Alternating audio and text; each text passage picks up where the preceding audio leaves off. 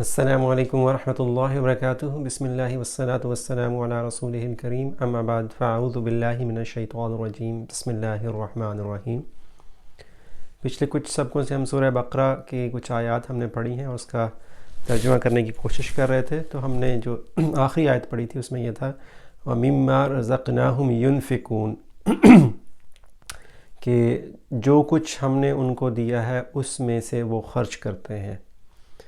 تو اس میں ایک لفظ استعمال ہوا تھا ما، تو مما جو ہے وہ من اور ما جب اس کو آپ جوڑتے ہیں تو اس سے بنتا ہے مما، نون اس کا ختم ہو جائے گا تو یہ بن جائے گا مما۔ تو یہاں پہ نون تھا جو کہ ختم ہو گیا جڑنے کی وجہ سے، یہ بن گیا مما۔ تو ما جو ہے اس کا کیا ترجمہ ہوتا ہے؟ ما قرآن پاک میں کافی جگہوں پہ استعمال ہوا ہے، بہت زیادہ جگہ پہ استعمال ہوا ہے اور اس کے مختلف مطلب ہیں، اس کا کوئی ایک مطلب نہیں ہے۔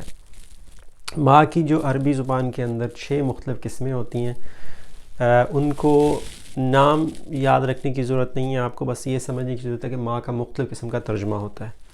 تو ایک تو ماں جس کو ہم کہتے ہیں مائے موصولہ، جو کہ اس میں استعمال ہوا تھا مما رزقناہم، اس کا ترجمہ کرتے ہیں جو۔ تو من سے جو، ہم جو، اس میں سے جو، رزقنا ہم نے رزق دیا ہم ان کو، ینفقون وہ خرچ کرتے ہیں۔ اس کا یہ مطلب بنے گا کہ جو ہم نے ان کو رزق دیا اس میں سے خرچ کرتے ہیں، تو یہ ہے جو۔ اسی طرح سے آپ نے جو سورہ فلق پڑھتے ہیں تو قل اعوذ برب الفلق من شر ما خلق، من شر، اس شر سے، ما خلق جو اس نے پیدا کیا، یعنی کس چیز سے آپ پناہ مانگ رہے ہیں؟ آپ کہہ رہے ہیں کہ اللہ تعالیٰ نے جو کچھ بھی پیدا کیا ہے ان چیزوں کے شر سے ہم اللہ تعالیٰ کی پناہ مانگتے ہیں، کیونکہ ہر چیز جو پیدا کی گئی ہے اس میں سے نیکی اور اچھائی ہو سکتی ہے۔ اگر ان میں سے کسی قسم کا شر ہے ان کے اندر، چاہے وہ جنوں میں سے یا انسانوں میں سے کسی میں سے، تو ہم اس سے اللہ تعالیٰ کی پناہ مانگتے ہیں۔ تو من شر ما خلق، اس کا مطلب ہوگا جو، اس کو کہتے ہیں موصولہ۔ جس طرح سے ہم نے الذی اور اللذانی اور الذین پڑھا تھا، وہ بھی اسماء موصولہ تھے۔ تو جو ما ہے وہ بطور اسم موصول بھی استعمال ہو سکتا ہے۔ اگر وہ بطور اسم موصول استعمال ہو رہا تو اس کا ترجمہ ہم کریں گے جو۔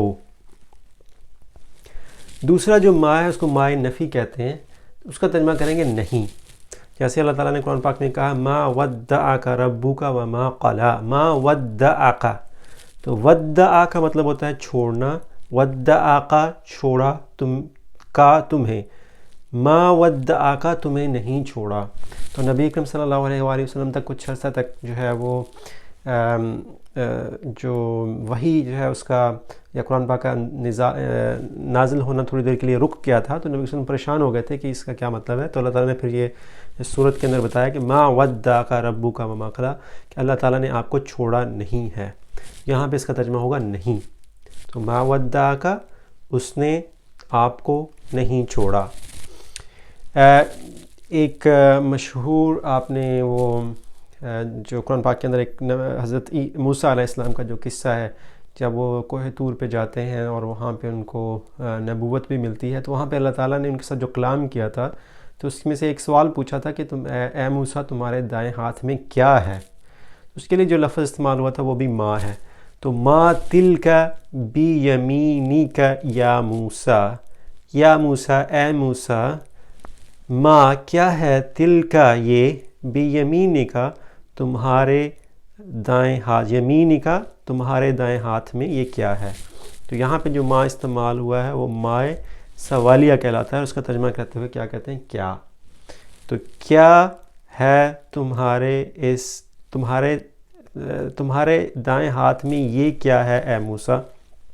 تو یہ سوالیہ کے طور پہ استعمال ہوگا۔